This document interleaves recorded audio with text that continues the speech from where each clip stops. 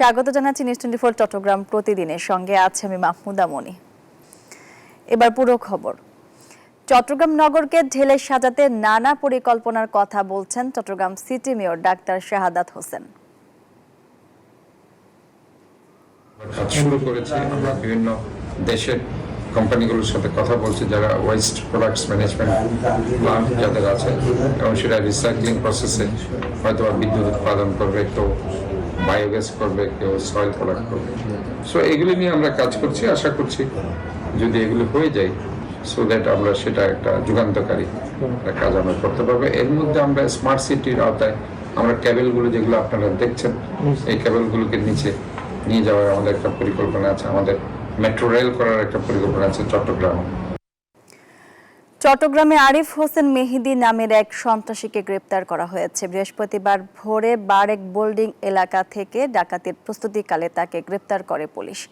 আসামির দেয়া তথ্য মতে ইতালির তৈরি 7.65 পিস্তল ও 50 রাউন্ড বুলেট উদ্ধার করে পুলিশ। সিএমপি জানায় মেহেদীর নামে 50টির বেশি মামলা রয়েছে। উদ্ধার হওয়া অস্ত্র এবং গুলি 5 আগস্টের সময় থানা থেকে লুট করেছে বলেও জানায় পুলিশ। আবু জাবিদের ক্যামেরায় আকরাম হোসেনের রিপোর্ট। অস্ত্র ডাকাতি সহ অর্ধশতাধিক মামলার ফেরারে আসামি আরিফ হোসেন মেহেদী। এই মেহেদী চট্টগ্রামের প্রশাসনের ঘুম হারাম করে রেখেছে।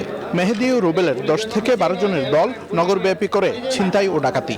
এর আগে তাদের আস্তানা ঘিরে ফেললেও উল্টো 2 পুলিশ সদস্যকে ছুরিকাঘাত করে পালিয়ে যায় তারা। পুলিশের দাবি 50 লাখ টাকার নিচে কোনো চুরি ও ডাকাতি করে না এই চক্র। পেট্টু বেরেটা পিস্তল সমেত আমরা অ্যারেস্ট করি এবং তার যেই আস্তানা সেই আস্তানা থেকে আমরা একটি টিপ ছোড়া, চাইনিজ কোরাল, 2টি ছড়ি, একটি গামছা, একটি বালিশ, 4টি লোহার রড, একটি স্লাই রেঞ্চ আমরা জব্দ করি। বৃহস্পতিবার নগরের বারেক বিল্ডিং এলাকায় অভিযান চালিয়ে মেহেদীকে গ্রেপ্তার করে পুলিশ। পরে তার তথ্য মতে ইতালির তৈরি একটি পিস্তল এবং 50 রাউন্ড গুলি উদ্ধার করা হয়। পিস্তলটা হচ্ছে পেট্টু বেরেটা, এটা ইতালির তৈরি 7.65 mm। তো এটা আমাদের ডাবল বোরিং থানার রেজিস্টার মিলিয়ে দেখেছি, এটা হলো পাবলিকের গচ্ছিত অস্ত্র। এটা লুট হয়েছে আপনার 5 আগস্টের ম্যাসাকারের সময় লুট হয়েছে। এই চক্রের সদস্যরা গ্রেপ্তার হলেও জামিনে বের হয়ে আবার একই কাজ করেন। ডাকাতির সময় কমান্ডো পোশাক পরেন তারা, পরে সেই ভিডিও আপলোড করেন টিকটকে। আকরাম হুসাইন, নিউজ 24, চট্টগ্রাম। চট্টগ্রামে বাসে 14 বছর বয়সী এক কিশোরীকে সংঘবদ্ধ ধর্ষণের অভিযোগ উঠেছে। এই ঘটনার মামলায় অভিযুক্ত বাস চালক ও সহকারীকে গ্রেপ্তার করেছে পুলিশ। বুধবার নগরের বিভিন্ন স্থানে অভিযান চালিয়ে 2 জনকে গ্রেপ্তার করা হয়। ধর্ষণের শিকার ওই কিশোরী বর্তমানে চট্টগ্রাম মেডিকেলের ওয়ান স্টপ ক্রাইসিস সেন্টারে চিকিৎসাধীন রয়েছে। পুলিশ জানায় মঙ্গলবার কক্সবাজার থেকে বাসে করে চট্টগ্রামে যায় ওই কিশোরী। বাসটি নগরের বহদ্দার হাট বাস টার্মিনালে পৌঁছালে তাকে বাসের ভেতর আটকে রাখা হয়। পরে বাস চালক, তার সহকারী ও সুপারভাইজার মিলে দলবদ্ধভাবে ধর্ষণ করে।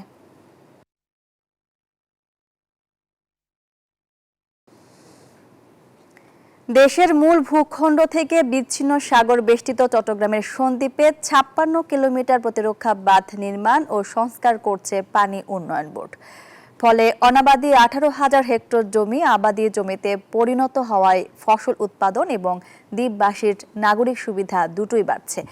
এখন জোয়ার জলোচ্ছ্বাসে পানি না উঠায় এই বাঁধ ঘিরে নতুন স্বপ্ন বুনছেন সন্দ্বীপবাসী। আবু জাবিদের ছবিতে চট্টগ্রাম থেকে নয়ন বড়ুয়া জয়ের রিপোর্টে বিস্তারিত।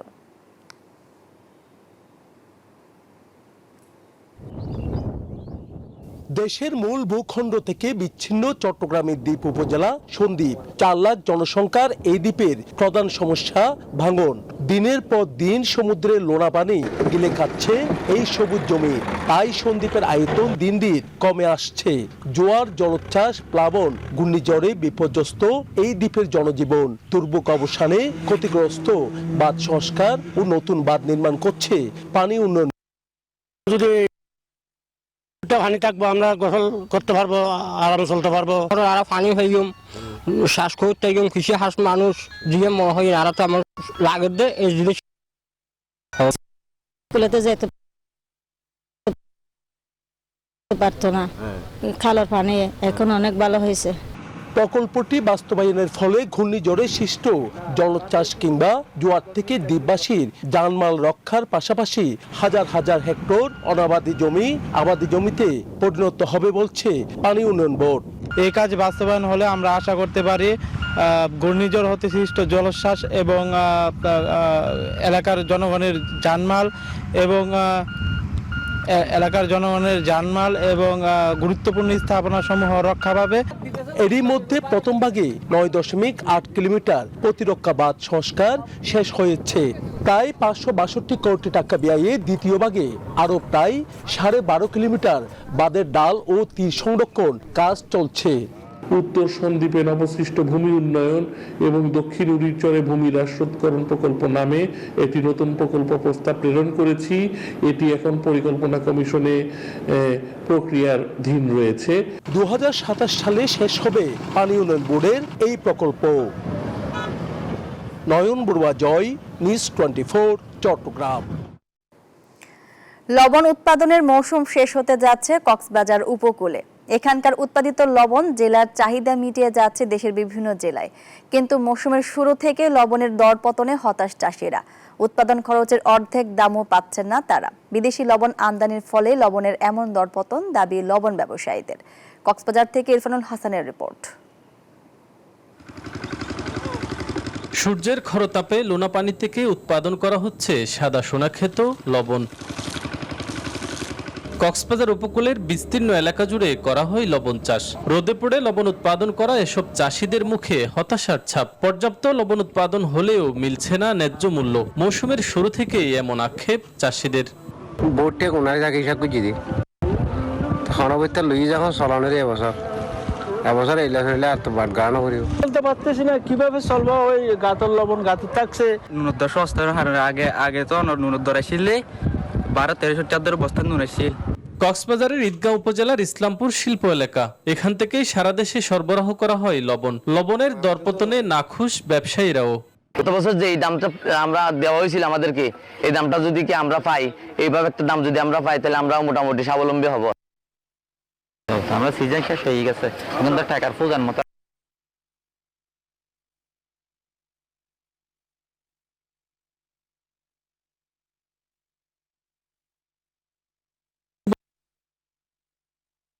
বলে দাবি চাষিদের। তবে আয়োডিনের পরিবর্তে বিদেশ থেকে আমদানি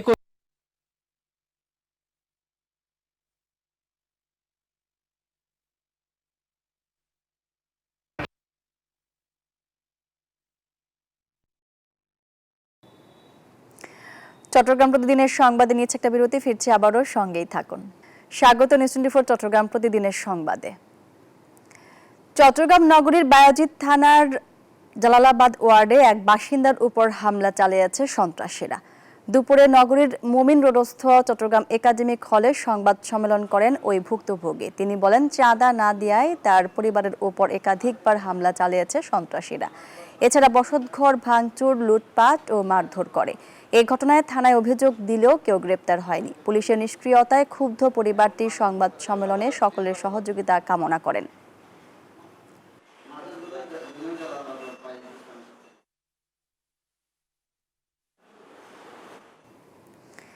বিএনপির ভারপ্রাপ্ত চেয়ারম্যান তারেক রহমানের পক্ষ থেকে এসএসসি পরীক্ষার্থীদের অভিভাবকদের বসার জন্য ছাউনি, চেয়ার এবং কোমল পানীয় বিতরণ করা হয়েছে। দুপুরে গরিব 5 লাশ অঙ্কুর স্কুল সহ 12 শিক্ষা প্রতিষ্ঠানে জনকল্যাণমূলক আয়োজন করেন বিশিষ্ট শিক্ষানুরাগী সাইদ আল নোমান। এ সময় তিনি বলেন, মাসব্যাপী প্রতিটি পরীক্ষায় এই আয়োজন অব্যাহত থাকবে।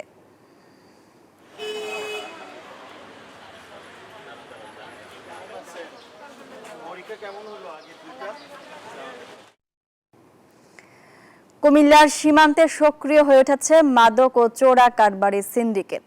স্থানীয়দের অভিযোগ, দিনে রাতে চলে কোটি কোটি টাকার চোরা কারবারি। প্রশাসনের লোক দেখানো অভিযান চললেও আটক হচ্ছে না তালিকাভুক্ত মাদক ব্যবসায়ীরা। তবে অভিযান চলছে বলে দাবি পুলিশের। এইচ এ মহিদুনের তথ্যচিত্রে ডেস্ক রিপোর্ট। কুমিল্লা সীমান্তের কাঁটাতারের বেড়ার ফাঁক দিয়েই চলছে রমরমা মাদক চোরাচালান। কোনো রকম ভয়ে ডরহীন বস্তায় বস্তায় মাদক পাচার হচ্ছে নির্বিঘ্নে। এমন দৃশ্য কুমিল্লার ৫ উপজেলার সীমান্ত এলাকার অর্ধশতাধিক স্থানের। স্থানীয়দের অভিযোগ, সমান তালে চলছে ফেন্সিডিল, গাঁজা, ইয়াবা, বিভিন্ন ব্র্যান্ডের মদ, হেরোইন, আইস সহ নিষিদ্ধ মাদক পাচারের উৎসব। শক্তিশালী সিন্ডিকেটে কুমিল্লা জেলার চাহিদা মিটিয়ে এসব মাদক পাচার হচ্ছে দেশের বিভিন্ন প্রান্তে। প্রশাসন নির্বিকার থাকায় ক্ষোভ প্রকাশ করেন তারা। দস্যুরানি, সামিনা, পারুল, তারপরে আপনার শরীর, অনেকে আছে। কুরিয়ার সার্ভিস ও কাভার্ড ভ্যানে মাদক পাচার করেন চক্রের সদস্যরা। পিকআপ এবং সিএনজি করেও জেলার ভেতরে মাদক পাচার হচ্ছে দেদারসে। স্থানীয়দের অভিযোগ, বর্তমানে আরো বেপরোয়া হয়ে উঠেছে চক্রটি। তারা তো আইনের ফাঁকে বাড়িয়েই ফেলে, কোটি কোটি টাকার মালিক। তারা মানুষের বাসার কাম করতো, তারা এক একজনের 4টা-5টা করে বাড়ি। মাদক চোরাচালানের গডফাদার হামজা কুমিল্লা শহরে বসেই সারা দেশে চোরাচালান নিয়ন্ত্রণ করেন তিনি। তবে ফোনে তার সাথে যোগাযোগ করা হলেও এ বিষয়ে কথা বলেননি তিনি। আমার সাথে কারোর কোনো সম্পৃক্ততা নাই। যদি কেউ আমার নাম কইয়া থাকে, প্রয়োজনে আপনি তার লগে আমারে কথা কই দিয়েন। বিজিবি জানায়, মাদক নির্মূলে অভিযান চলছে। পাচারকারীদের আটক সহ জব্দ করা হচ্ছে বিপুল মাদক। পরিচালক মহোদয়ের সুনির্দিষ্ট নির্দেশনা রয়েছে এবং এক্ষেত্রে আমরা কোনো ধরনের ছাড় না দেওয়া যে নীতি, আমরা সবসময় সেটা অবলম্বন করছি। আমাদের একক অভিযান আছে, তারপর যৌথ অভিযান আছে মোবাইল কোর্ট টাস্ক ফোর্স, এই ধরনের অভিযান নিয়মিত চালু আছে। মাদক সেবনে বাড়ছে সামাজিক অবক্ষয়, তাই মাদক চোরাচালান বন্ধে সীমান্তরক্ষী ও আইনশৃঙ্খলা বাহিনীকে তৎপর হওয়ার আহ্বান বিশিষ্টজনদের।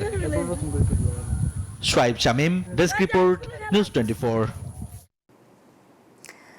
বান্দরবানে উৎসব মুখর পরিবেশে পালিত হচ্ছে ক্ষুদ্র নৃগোষ্ঠী মারমা সম্প্রদায়ের প্রধান সামাজিক উৎসব সাংগ্রাই বৈশাখী। 13 এপ্রিল মঙ্গল শোভাযাত্রার মাধ্যমে সাংগ্রাই উৎসবের সূচনা করলেও 14 এপ্রিল বৌদ্ধ মূর্তি স্নানের মাধ্যমে মূল অনুষ্ঠানমালা শুরু হয়। 16 এপ্রিল থেকে রাজার মাঠে অনুষ্ঠিত হয় জলকেলি উৎসব। শুক্রবার শেষ হবে জলকেলি উৎসব। এ সময় বিগত বছরের পাপাচার ধুয়ে মুছে নিতে তরুণ তরুণীরা একে অপরের গায়ে পানি ছিটানোর মাধ্যমে উৎসব পালন করে। পাশাপাশি চলে মারমাদের নিজস্ব সাংস্কৃতিক অনুষ্ঠান, নৃত্য ও পালা গান।